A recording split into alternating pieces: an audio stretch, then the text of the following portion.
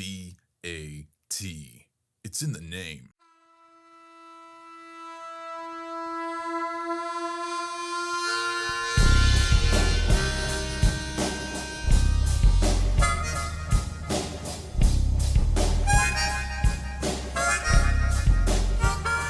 This is your Friday Refresh brought to you by Collisions Auto Repair Services in Killen, Alabama. You can contact them at 256-272-2007. He started with 8, not 8 grown men, 8 boys.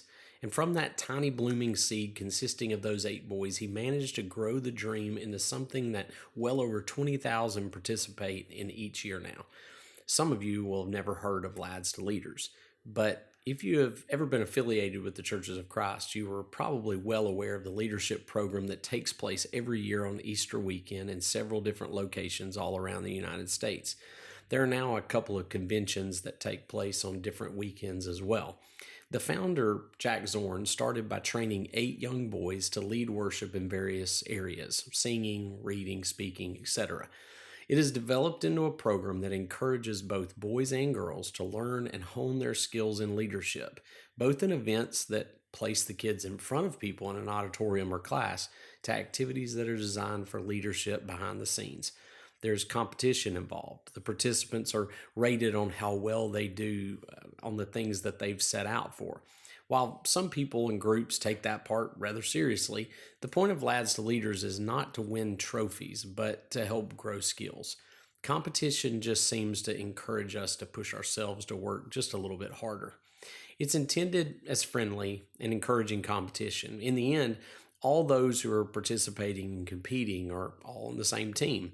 Winston Churchill, the great Prime Minister of Great Britain who led them through the tumultuous time period of World War II, said, "There is a special moment when a person is figuratively tapped on the shoulder and offered the chance to do a very special thing, unique to him and fitted to his talents.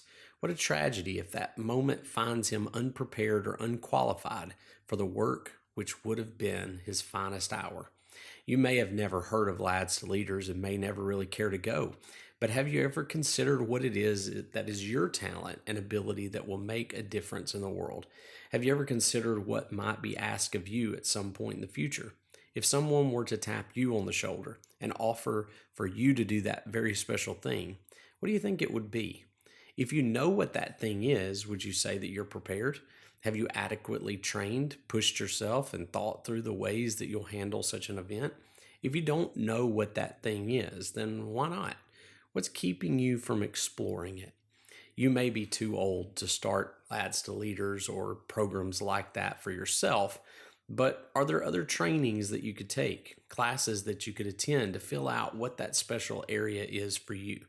There will come a day when it is your day to shine. Ask Jack Golke of the Oakland Golden Grizzlies, who lit up Kentucky in the first round of March Madness after years of playing basketball and being relatively unknown. You could probably ask Jasmine Paris, who became the first woman to finish the Barkley Marathon after years of training. Or it could be much more significant than a marathon or a basketball game.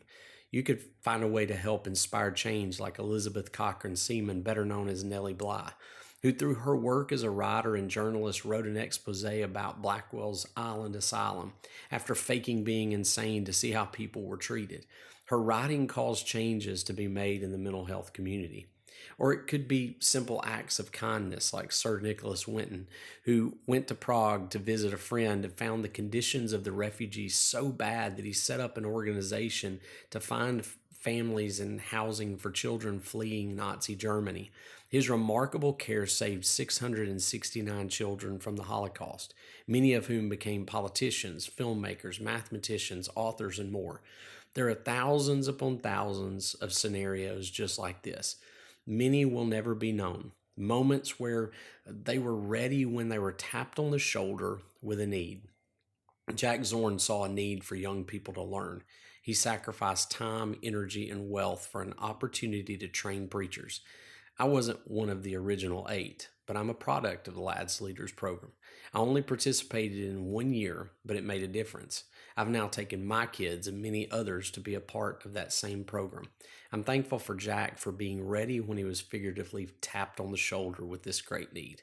Sometime soon, you will feel a tap on your shoulder. and it could become your finest hour. Are you ready? And that is your Friday refresh.